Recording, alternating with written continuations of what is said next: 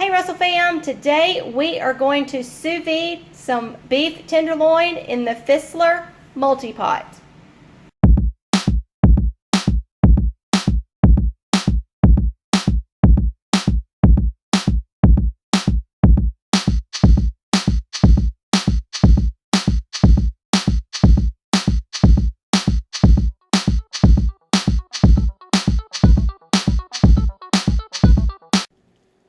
Alright, we have our beef tenderloins in the bowl. We've got, we just cut some. These are some we had in the freezer actually and we thawed out. So for this recipe we're going with a teaspoon of salt. And we've already measured this out, and Becky will have everything you need to know in the recipe below, but this is about a tablespoon or 2 tablespoons of black pepper. And since I've touched the meat, I'm gonna grab this celery salt, and I'm going to do about 1/4 of a teaspoon of that. Not a whole lot there. And dump this glove, and I've got a 1/2 a lime I'm going in here with the juice to squeeze over.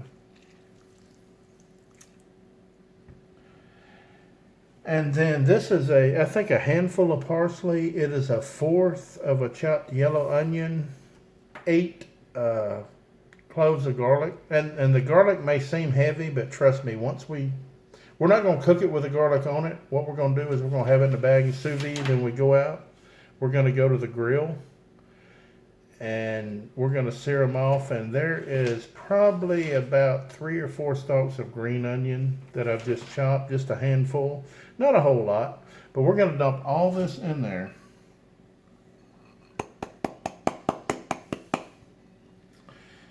And once we get done with the sous vide function, we're going to, of course, drain all this off. And then I'm going to a super hot grill. I'll show you this at the end. So I'm going to set the sous vide cooker probably about 120 to somewhere between 120 and 130 degrees for about 4 hours just to get everything going. And once I get it out of there, I'm going to shake everything off. Then I'm going to hot on each side for maybe a minute and a half each side, and then we're going to bring them in and we're going to show you what it looks like. And we're going to follow you through everything. Right now I'm just going to mix everything. You see me put it all in. Now I haven't put the butter in yet. We have a whole stick of butter chopped up over there, but right now I'm just trying to get everything mixed. And then we're going to go into a vacuum seal bag and seal all of this up with the butter and put it on the sous vide function, which we'll show you here shortly. And once that gets done, we'll take you to the next step. So Alright, it looks mixed well, so we're going to move it over to our... And once I get the butter in and the bags done, we'll take a quick little video shot of that, show you how we did it. So come back soon.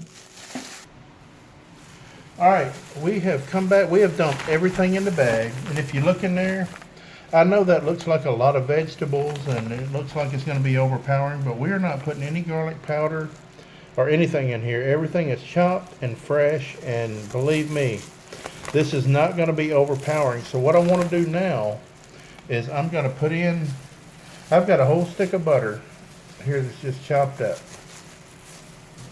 We're going to keep it easy.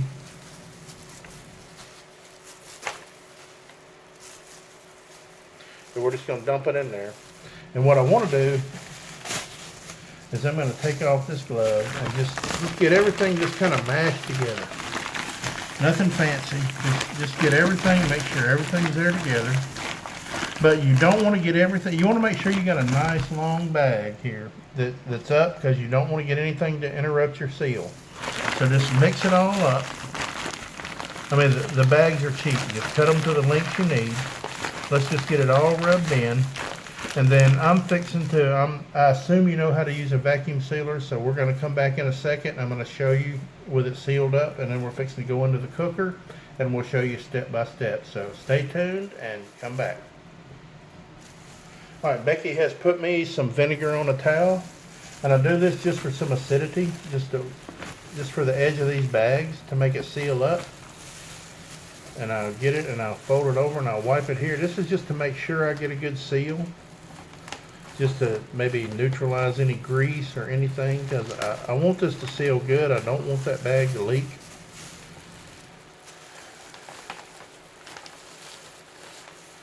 So I'm just rubbing it down good to make sure there's no grease or oil from the butter or anything I might have touched. Then I'm fixing to come over here to my vacuum sealer. I'm not sure it's hooked up.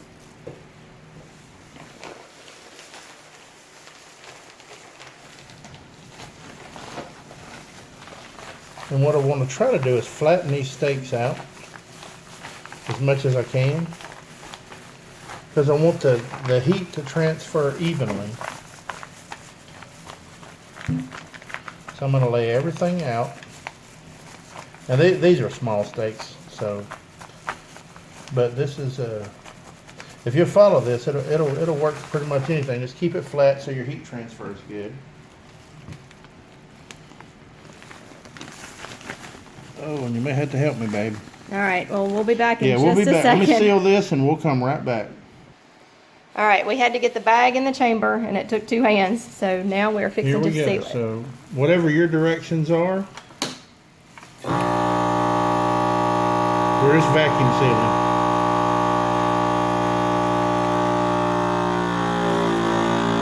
Ooh, juice is sucking up.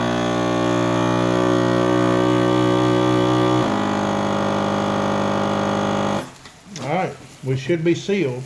And now you want to make sure you clean your vacuum sealer, because you see that is rolled over into the trough. So you need a bleach wipe. You need to wipe it out, then bleach it. You don't want any contamination in the future. So clean that per your instructions, and we're fixing to come back and show you how to sous vide it. But if you see it did seal, you want to check and make sure that you did seal, because sometimes the juices do come up. So, but it is sealed. So I'm fixing to clean this, and we'll be back. All right, we're getting ready to sous vide. Everything is vacuum sealed. We have filled the unit to 3 quarts of water. We learned the hard way the first time, so we had to take a little water out. So now you're getting a advanced rendition, if you will. So everything is sous vide, or vacuum sealed. We're going in. We're going to close the lid.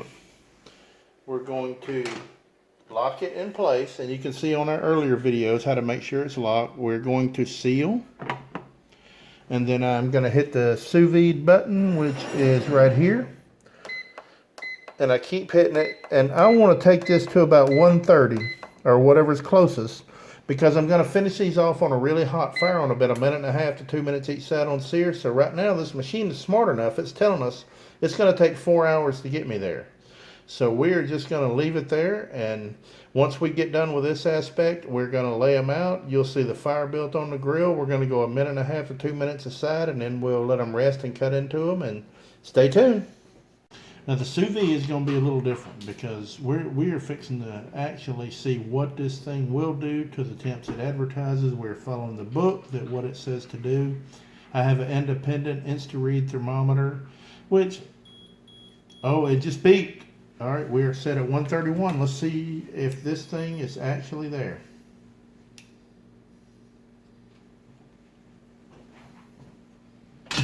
So at 131, we're supposed to put our food in. I'm just going to give it a stir to make sure we're even. I want to be fair.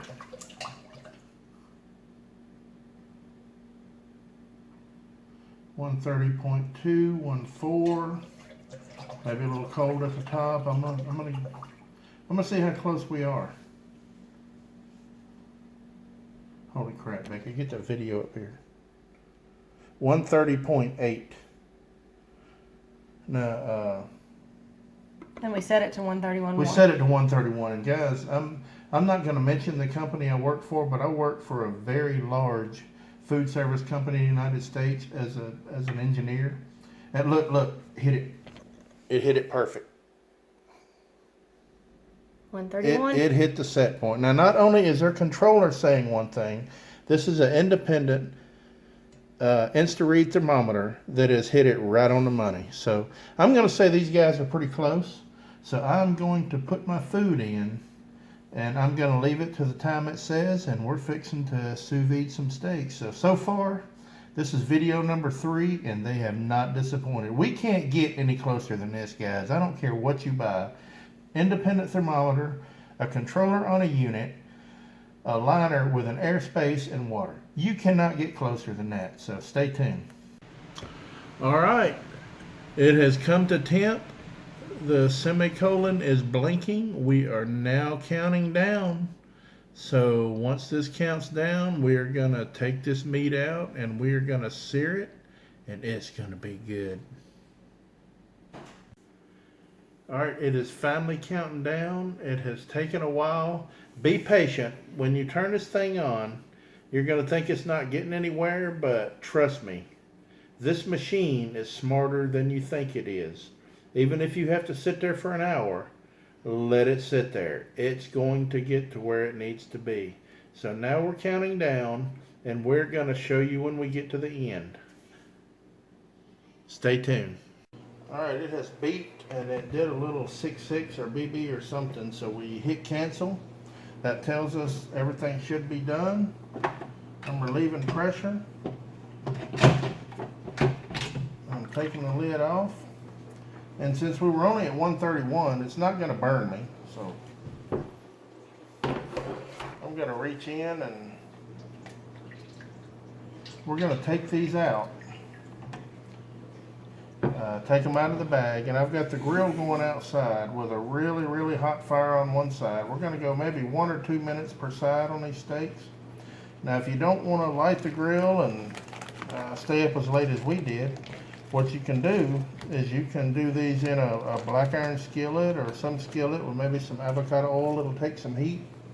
Just go super hot in 1 or 2 minutes aside. But we're going to walk out to the grill and finish these off.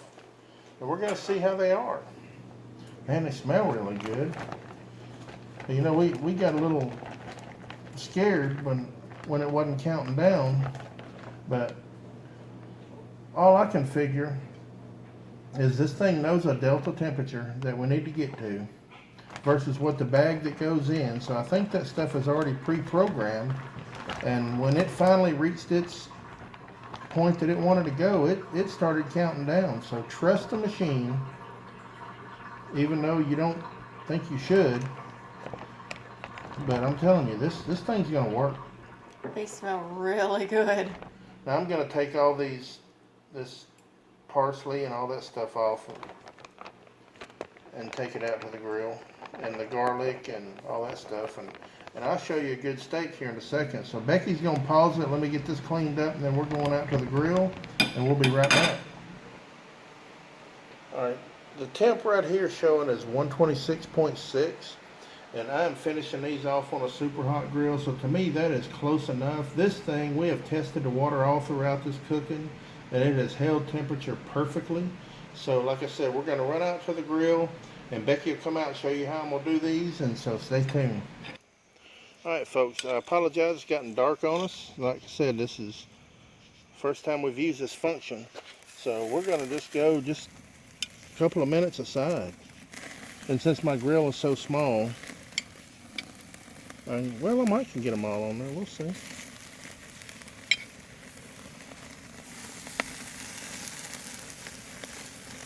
I'm just going to go, as hot as that is, maybe a minute or two. Because, like I said, we were at, what, 126.6? Yeah. And, you know, filet, I could eat it like it is, but... I like mine a little medium well. So we're just going to let them burn up there for maybe a minute each side, then I'm going to turn them over, considering this fire is really hot.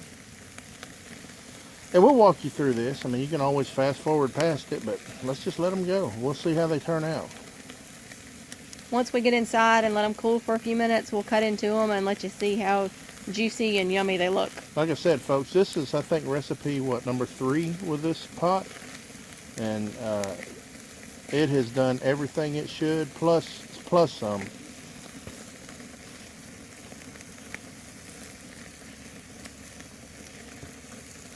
Let's give them a flip. I wish y'all could smell this. It smells so good. It does, and this is a really, really hot fire. I mean, it's just, I've got my slow and sear on. I just built a fire on one side.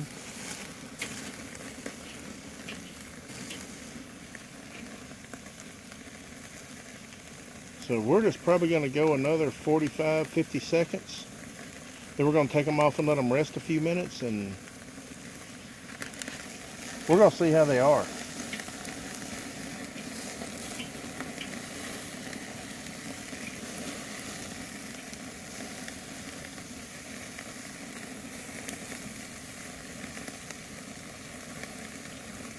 And like I say, you can do this in a pan in your house. You just need to have it really hot.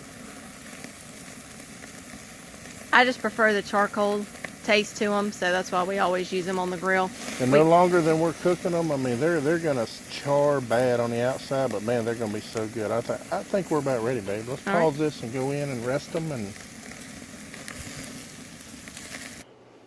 all right, we've rested about 5 or 6 minutes. Let's see how it is.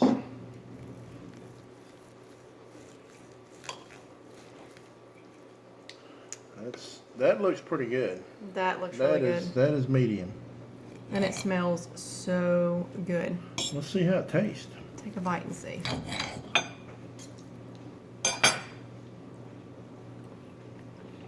Oh wow. We can't say bad words on YouTube, but holy, that's good. Holy moly, it's really good. It's really good. You want to try it? All the garlic and everything come through. Seared really good. It's tender, juicy. That is really good. Trust the machine. It actually works. I mean, like I said, we were leery because it wasn't counting down. But it knows when to count down and it knows when to stop. And then we just seared it on the grill, or you could do it in a pan, and they're perfect. So another thumbs up. All right, Russell fam, this is video number 3 using our Fissler Multi Pot. It turned out amazing. So if you enjoyed this video, give us a thumbs up. Don't forget to smash that subscribe button and click that bell notification. And I am going to go because it looks like Mike is eating the steak. So have a good night. Bye.